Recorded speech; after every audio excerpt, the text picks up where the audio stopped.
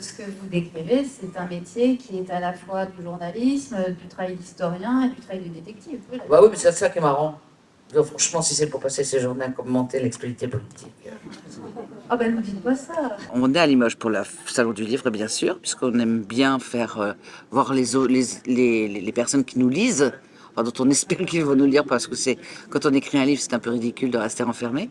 Et puis de façon plus générale, on est relativement curieux de rencontrer, là c'est les entrepreneurs ou les gens qui sont dans toute la France, qui ont des problématiques particulières, qui ont des interrogations particulières, parce que travaillant tous les deux à la télévision, on est quand même enfermés.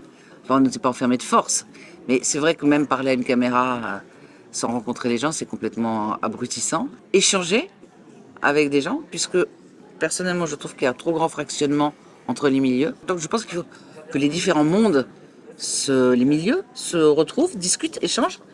C'est la meilleure façon, c'est de venir à Limoges comme on est allé. Je suis allé à Forbach, comme je suis allé à Nice, offrant des petites villes, des villes moyennes, des villes plus grandes, quand on est invité.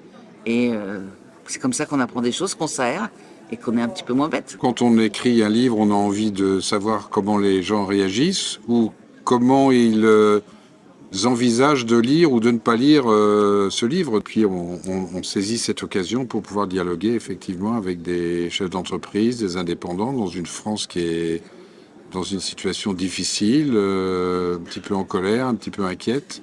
Et c'est utile de pouvoir partager. On apporte éventuellement une expertise près de ces personnalités, mais c'est aussi intéressant de les écouter et de pouvoir dialoguer.